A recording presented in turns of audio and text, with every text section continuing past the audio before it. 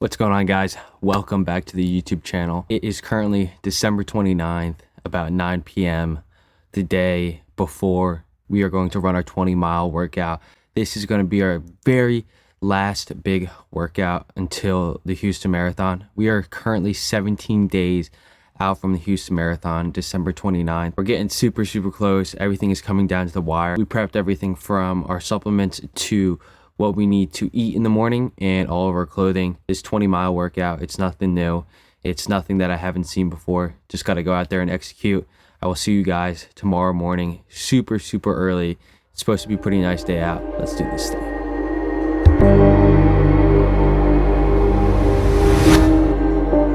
Matter of going, okay, how do we get from point A to point B? And then you structure the work. You look at a person's raw physical ability, their work ethic, what they had to bring to the table, and then you simply say, okay, how do I get this person to meet their goals? And then you put the process in place, you get buy-in from the athlete, and then you just try to kick ass. That's what you do. But what I didn't have to fix was his work ethic and his desire and his commitment to excellence, right? And that's actually one of the biggest components, and you can't just staple that to somebody like a flyer to a light post, right? They either have it or they don't.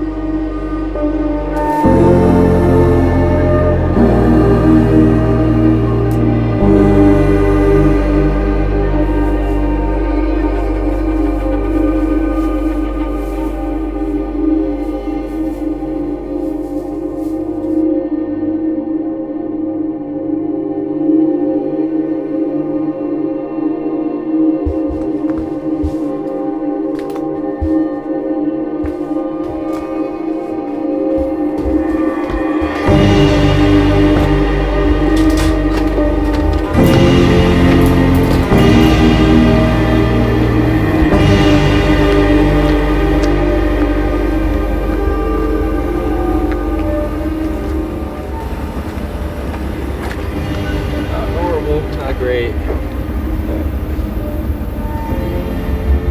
Definitely warmer than the past few days.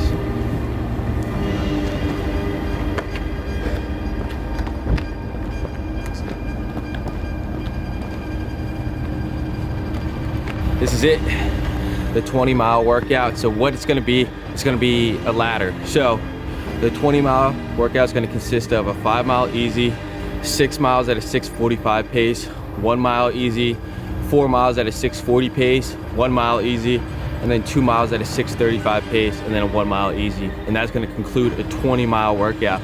Guys, it's December 30th.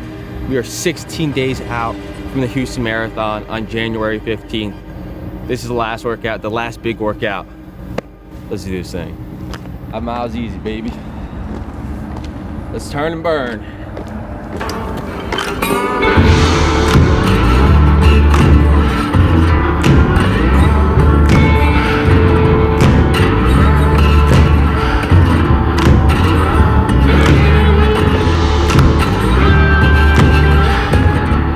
What's going on, guys? So I'm going to be narrating our final workout. So this is our 20-mile workout. I'm going to be talking through how I felt, our supplementation, and pretty much just narrating the whole run. So first off, we have the 5-mile easy. So before this run, I felt pretty good. The weeks leading up to this run, we clipped about a week ago was a 66-mile week. And this week currently was about 53 miles. Body is holding some type of fatigue, but that's just because we were moving from the Indianapolis Marathon to the Houston Marathon in about a month-and-a-half span from each other, and going from marathon to marathon like that is super taxing on your body. Supplementation that we took before this run was 2 scoops of G1M Sport, 1 scoop of electrolytes, 1 scoop of InFocus, and then we had a peanut butter, English, and honey and banana muffin. And then we ate that before the run about 30 to 40 minutes, and we took the supplementation about 30 to 40 minutes before the run. That is all we took supplementation wise before, and then during the run we had electrolytes and we had goos. And I'll talk more about that as we get more into the run. For the past few weeks I've been going to PT, I've been going to rehab just because of my sciatica pain, my L4, L5 herniated disc, because of my imbalances in my glute muscles. So my glute medius on my right side is pretty weak, causing pain on my left side. First few miles of any run, no matter if it's a 5-mile run, 6-mile run, 7-mile run, or a 20-mile run. For this 20-mile run, the first 5 miles were pretty much a blur. It's just me trying to feel out the cold weather and feel out my body and how it's going to be reacting to the cold weather. The cold weather is really responsible for a lot of micro injuries. Body is trying to get used to what's going on and what you're going to be doing, and if it's going to be a good run or if it's going to be a bad run. It's pretty warm out right now, so it's a good day for this, and it's a good day for a 20-miler. The past few days have been really rough, cold, windy. Last 16-miler, when I started the run, I was like 7 degrees. Wind chill was like -11. So this kind of feels like summer. So I'm feeling pretty solid, feeling good. 5 mile easy, just cruising along 8:10, 8:15 pace, and then we move into the bigger block.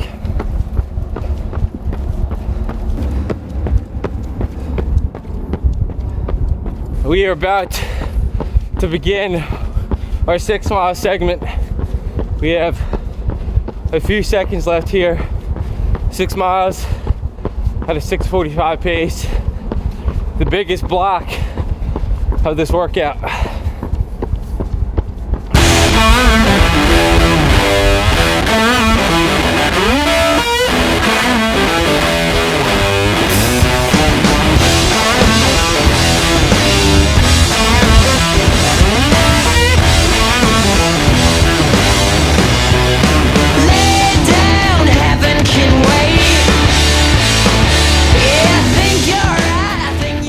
Now we move into the first block, so 6 miles at a 6:45 pace. Like I said, the first few miles of a true workout is always going to suck. You really just have to feel out what's going to be happening, and like I said, if it's going to be good or going to be a bad run. These first few miles, like mile 1 to 2 of the 6 mile block, was kind of rough, but you know, we were hitting paces and we were on point, and we always hit everything below 6:45, so that was really good. With this cold weather, you can really push paces because you're not going to get really any heat exhaustion. With this 20-mile workout, this 6 mile block that we have, this workout is nothing new for what we did for training for Indianapolis to this Houston marathon. Really what we have to do is just have to luck out on the marathon gods making it good weather. Aerobic Dirts, our Aerobic Dirts is built to hit the sub 3 hour marathon. Workout's nothing new, and it's nothing that I haven't seen before. The supplementation isn't going to be changing from what it was in Indianapolis to now Houston. So we're going to be taking gels every 4 miles. So it's going to be Huma gel, carrying salt tabs, and I'll be carrying a bottle with electrolytes in it, which is 500 milligrams of sodium. Plan worked out really nicely for me last marathon, and I felt pretty good on it. I didn't have any GI discomfort or any. I know that I can stomach it. For an athlete going into endurance, you have to experiment. No one person is the same as another. The nutrition that you're gonna have to do through your race, you're gonna have to experiment yourself. When I first started experimenting with nutrition, it really bothered my stomach. Your body has to get used to what you're putting into your body. If you have a really sensitive stomach, it can absolutely destroy your run. So that's what our plan is gonna be moving into Houston. Woo.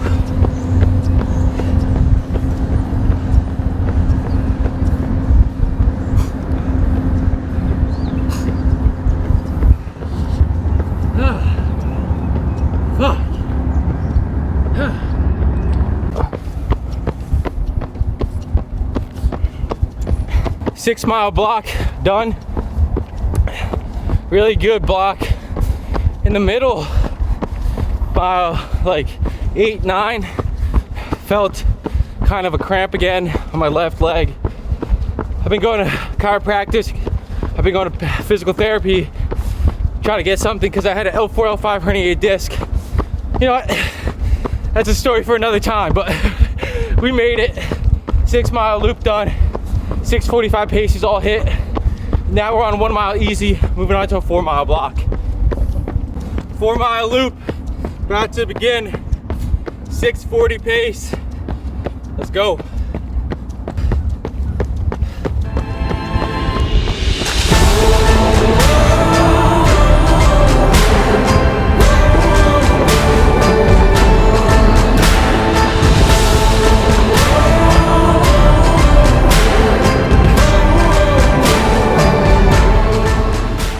that we're moving into the 4 mile block. So the 4 mile block was at a 6:40 pace. My body was, you know, starting to get fatigued because we were about mile 12 at this point, and then going, you know, down for a mile easy and then back up to a big block, I think is a lot harder than doing 3 mile hold and then a 1 mile easy and then a 3 mile at like a 6:30 pace, and then keep doing that until you reach 20 miles. I think that is a lot easier. We were hitting everything right on pace. I started to feel the sciatica pain on my left leg. So the biggest thing with my pain that I'm feeling on my left hammy is, if you're a runner, you know when you're about to pulse and you know when you are about to cramp. So it feels like it pulsating and then your muscle will grab, and that's what the cramp essentially is. And that's what it kind of feels like for the pain that I have, but it doesn't grab. It doesn't grab like a cramp. It just is kind of discomfort. And then it's there for like a mile, maybe a half of a mile, and then it goes away completely. I don't feel it at all, but it comes and goes, and it's always in my mind. And to have something like that during a race or during a run kind of sucks. Initially, the 6:40 pace felt kind of hard at half a mile into the 4 mile block. As my body started to open up, that kind of discomfort started to open up, you know, we're getting into the end of the workout, pushing hard. That's the name of the game. You're gonna have to push your body to the limits. You're gonna have to push yourself, because endurance is not an easy sport, and it never will be, especially since I am a bigger guy. So the 4 mile block at a 6:40 pace was good. Just had to put my head down and just keep moving.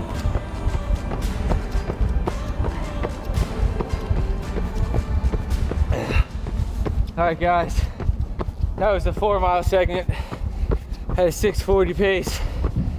We have one last set of 2 miles at a 6:35 pace. Whew. Feeling this one. Feeling this one. God damn. Till I pray. Outlaws and renegades gonna gather round where the sinners play. I'm a wicked man. Oh, in a lawless land. At a 2 mile block at a 6:35 pace. At this point, my body was super heavy. My legs were heavy because we were coming up on mile 17 now, and then we're moving into the 2 mile block. Will put us at mile 19. Start of the 2 mile block, I was like, shit, gotta turn my legs back over and we gotta start moving. So it was kind of hard in the beginning, but like I said, as you start falling into a groove, you start falling into the pace that you need to, you know, everything starts leveling itself out. I just knew I had to, you know, put my head down, and I just had to freaking move, man, because my aerobic endurance is there. I just have to turn my legs over and just keep moving and just keep putting one foot in front of the other. No matter whatever you do within their endurance game, if it's a 5K, if it's a 10K, 15K, you know, a marathon, or if you're doing like a 50 miler, just have to put one foot in front of the other. If you just keep telling yourself that, just keep remaining mentally strong throughout these workouts, throughout the back end of these workouts, just start chipping away those baby steps of each half mile. The power of just stacking those little baby steps keeps you sane in your mind, because when you get to these big workouts, you have to take it a mile at a time. You can't take it for when it's gonna be 5 miles ahead or I'm gonna be 6 miles ahead. You have to take all these workouts 1 mile at a time, because that's what it's gonna keep you sane throughout these workouts. So this last 2 mile block, man, is I just had to put my head down and I just had to sack up and fucking move. Go, McFarland! I don't know if I can see your face today. We're almost done. Oh, you're almost done? 20 miles. 20? Yeah, right here. Nice. What's your pace? 6:40, 6:35 right now. Oh, jeez. You're definitely past my geriatric pace. This is the legend right here, y'all. Coach McFarland. End it well, brother. Have a good day. All right. What a dog. What a perfect way to end it. Yeah, right? That was awesome. That's it, guys. 1 mile cool down, and then we'll get to talking. Great workout. My legs are feeling it, man. They are feeling it. way, McFarland. 1 mile easy and I'm done. 1 mile easy? Yep. Good. I didn't know I'd meet you back here. Yeah. How's your legs feeling? I'm feeling all right. Good. My sciatica's bothering me. I'm gonna intervene here. So this is Coach McFarland. I'm gonna give you guys a backstory on Coach McFarland, how I know him and how he relates to me. So Coach McFarland coaches at the high school that I went to. Hillsborough High School, New Jersey is a high school that I went to and I played football at. He is the weight room coach, and McFarland is an absolute living legend. He's super knowledgeable, and he goes around tons of schools, really prestigious schools, and talks about a lot of strength training, and he's also a runner. So he is super knowledgeable about how the body works and what is causing your pain and what we need to solve it. And overall, he's just a great guy and has a lot of insight into what I truly love doing, from athletics to, you know, nurturing athletes and just being a person who has a lot of wisdom. He's been a coach for over 30 years and dude is absolutely kick-ass. Ended up seeing him at the end of the run, which is absolutely crazy, just running around the hometown. I see Coach McFarland is truly somebody who I really admire and I really respect. Where you guys finished? Right here. Oh, nice. Woo!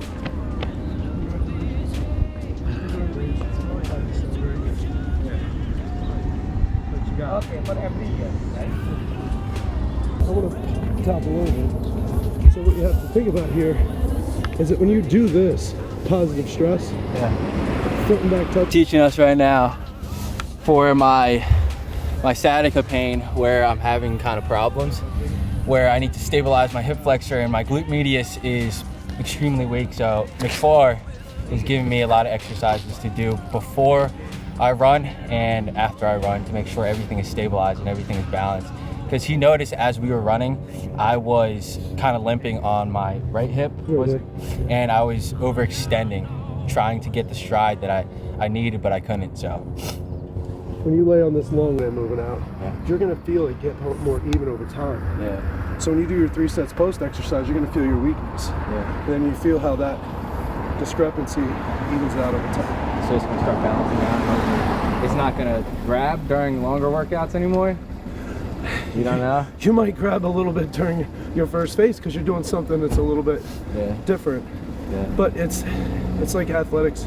It's like training for life. Whatever your goals are, you're going to encounter some hurdles. Like anything, ask questions. Always dig deeper. Yeah. You know, into things, because everybody's got a certain set of imbalances. You just got to come up with your plan and you got to stick to it. Yeah. You know all about that because you're not going to run those miles unless you stick to your plan. Hell yeah. All right, brother. It was a blessing to meet you today. It was awesome to see you, Coach. Good to see This is you. the legend, guys. Hey. At Hillsborough, baby. He's been there. How long you been there? Over 30 years? It's around then. Yeah. Around then. This is my 30th year of teaching. Badass. Living legend, man. Absolute living legend. All right, Coach. I'll take it. Peace, brother. How'd it go on? Guys, 20 miles at a 7:26 pace. Beautiful workout. So what that concluded was a 5 mile easy, 6 miles at a 6:45 pace, 1 mile easy, 4 miles at a 6:40 pace, and then 1 mile easy, and then 2 miles at a 6:35 pace, and then 1 mile easy to cap off a 20-mile workout. So what does this mean now? All this means is the bricks are stacked, taper begins. We got one bigger workout, like I said before. We have a 2 times 3 mile workout at a 6:20 pace, and then we hope the marathon gods to us are very nice coming January 15th. Weather's nice, it's beautiful like today, no wind, and we just go out there and go get it, man. After not hitting my goal in Indianapolis, it's left me even hungrier to hit this sub 3, and I'm not gonna stop until we fucking do it. This prep has been battled with sickness, kind of this hammy injury, cramping, sciatica, what the fuck's going on with my body. Shorter time, but we did get faster, I have to say. We definitely did get faster. But yeah, guys, that's the end of the video. I hope you guys liked, and I hope you guys enjoyed the series thus far. We have 2 more videos. Our very last video will be the sub 3 hour marathon video. But that is it. I hope you guys enjoyed. Like, comment, and subscribe. And I'll catch you guys in the next one. Peace.